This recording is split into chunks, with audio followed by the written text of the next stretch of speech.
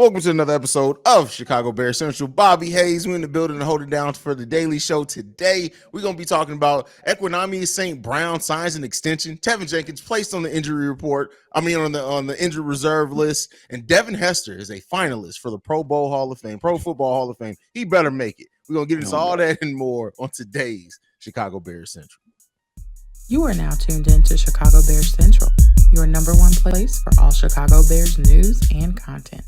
All right, Bears fans, we in the building. Bro, we had some questions about what the Bears are going to do with this wide receiver core. Well, we know one person who's definitely going to be sticking around. EQ St. Brown signed a one-year extension worth $1.25 million on the season. He has only 20 catches for 320 yards and a touchdown in 15 games played. How do you feel about St. Brown getting this extension, brother? Honestly, I'm not really that surprised. He's been available just about all season. He knows the system. I don't think he's a problem in the locker. So, hey, and I mean, he wasn't terrible. He wasn't, popping off the screen either. But, you know what I'm saying? I believe that if you want to build a solid wide receiver group, you got to have some people that's familiar with the system, but also who also supports, what the mission is, to get the job done. So, and it's only $4 million. It's definitely some money that I can use. But when it comes to the cap space and the Bears, it's not really a big hit. So, hey, I don't mind it. Are you surprised that they gave him this extension right now? Because I would say the money, 1 year, it's nothing, right? That's just a whatever deal. But I'm more surprised that they went ahead and gave it to him, considering that I don't think there wouldn't have been any huge suitors for him in free agency. You could have waited and made this deal in the second, third wave of free agency. I'm just surprised they went ahead and locked him in. Did that surprise you at all? No, man, because I think they got a long list of people that they got to look at coming up. Cole Kmet, Darnell Mooney. You got to make decisions on Nicholas Morrow and the bevy of other players. So why not just get it started and then just ease up that pressure? So once free agency roll around close to the draft, you got less things to worry about. You can really just focus on, trying to fill out those key positions that you need to fill for the team. I feel that. Is there any way we can get his brother in the building? Can we get a Monroe St. Brown? Come on, y'all. For real. So we can have all the St. Browns up in there. Just go ahead and recruit that man. That dude had a nice season this season. For sure. Do you think that the Bears are going to be making any major acquisitions at the wide receiver position, or do you think they're going to?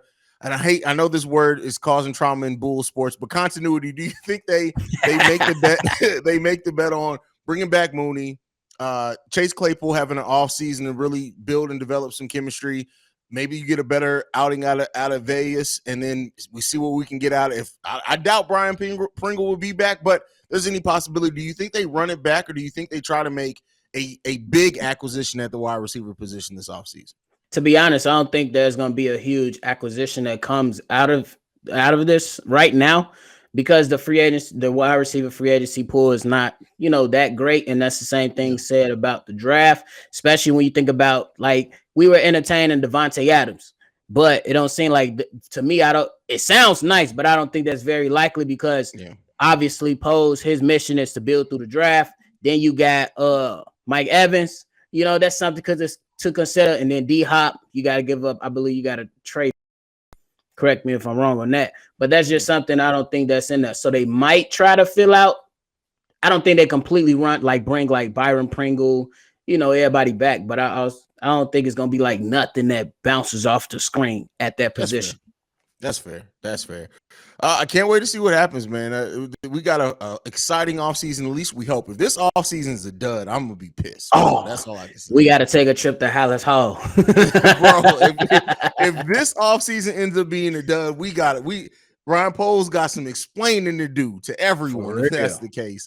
But yeah, so with the game that's coming up, we know Justin Fields is now not playing at all. Do you think where do you sit right now on the receiving part of the Bears offense? Do you think that enough chemistry was built this season? To me, as much as Justin Fields did great, I love seeing Justin Fields, his development. We know he's a franchise quarterback, but I don't even think there was enough passing attempts this season to really know what we have in any of these players. So the idea of running it back kind of makes sense to me because you don't really know what you have because the offensive line, you didn't have an offensive line conducive to passing the ball too much this season. I'm with you on that, bros. I mean, and plus, I don't think a lot of people was mad at the Claypool and what he turned out to be, and I can agree and admit that I wanted to see more from Chase Claypool, but bro, come on now, my man Justin Fields getting sacked 5 times in a half in most games, and like it was just evident that you couldn't determine what the wide receiver core would look like if he doesn't have time, and then Mooney unfortunately went down as well. So I think it's just gonna have to, come during the offseason. So yeah, it might be some people. It might not be big changes in that receiving room.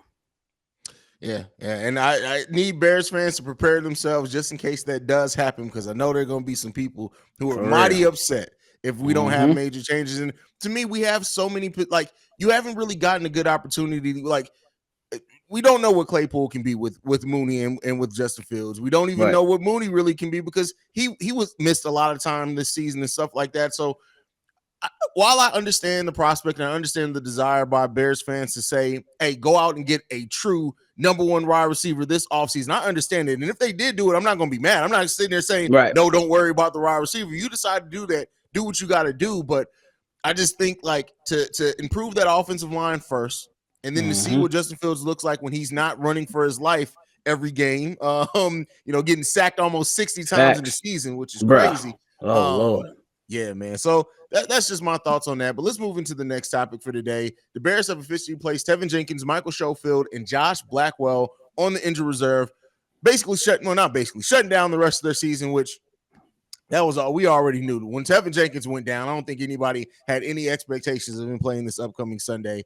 What do you think? He's really probably the biggest name on here. Hey, I guess I'll ask this first. We'll talk about Teven in a second. Michael Schofield, do you think he's back next season? No. No. I just think that he didn't show enough, and I believe they only gave him a 1-year deal anyway. So you just at that point, you cut your losses and then just let him go on about his business. I mean, obviously probably a professional in the room, but they said they want to get younger, so I will expect them to at least bring in some vets that are younger. But then also, if you want to fill those backup roles, you might explore what you already got on the team. Yeah. Hopefully not all that. Hopefully don't. Musty got to go. Yeah, it ain't much you want to keep from this year's offensive line, if I'm being honest. Yeah, really, it's really not, bro. Like, and I mean, and shout out to Post. He did try to he brought in some veterans. Lucas Patrick couldn't stay healthy to save his life. Yep. Couldn't play the position that would have been best for him. Musty just, bro. Every game. If Mustard was still on this roster, bro, like the only thing he can possibly be doing is getting every other player Gatorade and water. That's all I want to see him do. For real. Don't do shit else, bro. But with Teven Jenkins had a season. It's been up and down. Coming into the season, trade rumors, and then it seemed like the coaching staff really did believe in him to the point where he eventually won that starting position on that offensive line. I've liked what he's done this season. I think he's been our best and most consistent offensive lineman this season. What do you think, like, in evaluating the season? I know we're going to have our end-of-season review where we talk about all the positions and players and stuff like that, but Teven Jenkins, overall, did he do enough in this season to where you feel confident in him being a staple in that starting offensive line going into next season? I believe so. And then he also, you know what I'm saying, everything he went through shows that he's mentally tough. And then I believe with the age, you have to consider that. And then with the experience now that he got as a starter on that right side of the guard position, you want to continue to build with that. You want these guys to, we talked about, you know what I'm saying, letting guys, you want to obviously get some vets in there, but he is a vet. So you want him to continue to grow up, you know, with Justin Fields, be a Chicago Bear for years to come. You don't want to just, you know, get rid of him, especially if he has put good film out there for your viewing. Yeah, and he's done that. He's done enough. I think he's been the best in the passing and running games as far as both facets of that. And he's shown enough to me. Like I and you know me, I did a whole 180 on Teven Jenkins. Yeah. I was not a big fan of Teven Jenkins when we came into this season. I wouldn't, when the trade rumor was down, I was like, hey, I wouldn't mind the Bears to see what they can get back from him. At this point now, I'll look at it like this, man. If you are adding, you know, my mindset is I think they're going to add veterans on the offensive line. But even if you do add younger players on the offensive line, Tevin's been now in our building for what? This is his second year, right? Yes. So going in next year will be 3. Will be year number 3. And so you want to bet on that. You build that up. I think he's shown enough to where even if he doesn't do everything perfectly, but there's enough there to where you want to develop that talent in-house. That saves you money as well. When you don't have to go out and sign a bunch of free agents to fill every position, you can develop your own. It saves you money in the long run. So Teven Jenkins has had a really solid season to me. And I hope to see him stay around now. The other person who was placed on injured reserve was Josh Blackwell, undrafted rookie. Did we see him any in this season? I think he played a little bit last game, if I'm not mistaken. Okay. Yeah, that makes sense because we were kind of depleted last game. I don't have a feel on whether he comes back to the. I don't know, man. But hey, yeah. Special teams, maybe. Maybe. I mean, that's probably where he was at. For everybody. Yeah, for sure. So prayers out to everybody on the injured reserve. Let's get into the last topic for today, brother. Devin Hester is a finalist for the Pro Football Hall of Fame. Why is this even a question? Just give him the goddamn jacket. Let him into the Hall of Fame, bro. He deserves it. Come on now, bro. Today I seen a clip to where they asked Tony Dungy before the Super Bowl back in 2006. They practiced for 2 weeks. You had to practice for 2 weeks of not kicking to this man. And then the other question is, can you tell the story of the NFL without mentioning the greatest return man ever? No. They changed the rules for this man. Kickers got fired. The kickers that C-Dub hates, they got fired for kicking to him. He holds the NFL record for most career return touchdowns, most career punt return touchdowns, and he's tied for the most return touchdowns in a season listen, this man deserves to be a first ballot Hall of Famer. That's it. I know it's special teams. I understand some people don't see special teams as being a big part of the game. He's the reason why for a period of time you had to take special teams seriously. Facts. Bro, he can literally flip a game. Remember 2006 against Arizona? He flipped the game. What about the missed field goal against the Giants? Come on, bro. What about the two return game against the Rams? It was just spectacular. He was literally able to flip a game whenever, the team thought they had it in the bag or whatever. It was, bro, you can't tell the story without. Get my man's in there. Him and Dante Hall are the most important special teams players of all times. Agree. I can't even argue with that. Agree. Like that to me, that's it, man. Like it's kind of, and it's not even a 1A, 1B conversation. It's Devin Hester and then Dante Hall a couple of rings down because he's still not even close to what Devin Hester was able to do, bro. So I know I'm a Bears fan and we're Bears fans. It's a Bears show, so people are going to think we're kind of biased, but even if he was on the hated Green Bay Packers doing what he did, I would still respect it. And I hate the cheeseheads. Yeah, you know what I'm saying? Like the Green Bay Packers have been fortunate to get 2 Hall of Fame quarterbacks. We hate them. We know one of them might be on drugs, but we respect them. Both of them are at this point. Brett Favre was getting a little privilege in there. Up in them Wranglers, huh? Brett Favre crawls so Aaron Rodgers can run with the cocaine. That's all I'm saying. He skipped the walking stage. I got you. In Wrangler jeans, too. That's funny. But man, crazy. You got to respect this guy, bro. The Super Bowl we didn't win. But what a great start, and what a time to be alive. Exactly. And Devin Hester was the only player to where when a team scored a touchdown, they still had to be like, damn, we scored, but now we got to kick it to Devin. Like, serious, real. You had to think about it. Yeah, you had to think about it and game plan for it. And to this day, I don't think there's been another person like it. So, he definitely deserves to get in, bro. I don't know too many people who are going to argue that who are football purists, but shout out to Devin Hester, man. Shout out to him. Facts. And shout out for Deion Sanders for vouching for my mans again. He been saying it for a few years now. Get him in there. For real. Speaking of, how many years until Prime is the head coach in the NFL? I give him another. I say he probably go maybe 500 this year, turn it around next year. So 3 years. You give it 3 years. 3 or 4 years. You think he comes right in the head coach, or do you think he's going to come in as an assistant?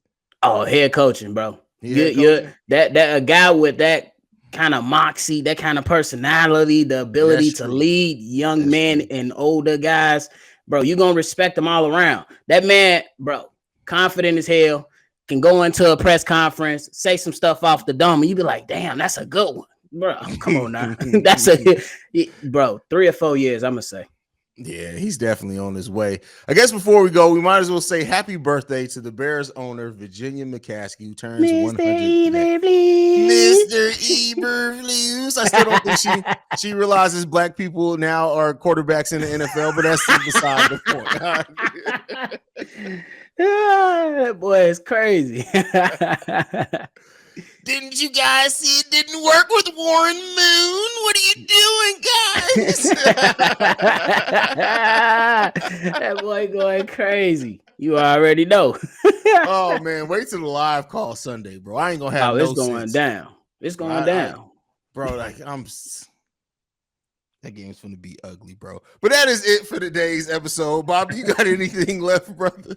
Hey, y'all, just continue to say those prayers to DeMar Hamlin. He making progress. Sure. So, but just it ain't confirmed yet. But just keep sending them his way. And y'all already know if y'all want more from me and C-Dub, hit us up on Shy Bulls Podcast. And my boy is inching closer to that 10K. It's there. So y'all send that to your mama's mama, the auntie, the cousin, the sister, the brother. Come on, lock in on Chicago Bulls Central. We so close. Come on, y'all. Let's go. There you go. You already know. And that is it for me for today. For us, I should say, follow us at Shy Bears Central. You can send us any feedback, questions, comments, concerns, ChicagoBearsCentral@gmail.com. Lastly, text voicemail 773-242-9336. We are the #1 spot for everything Chicago Bears related. We out this mug. Peace, y'all. Peace. This has been a presentation of the Break Media.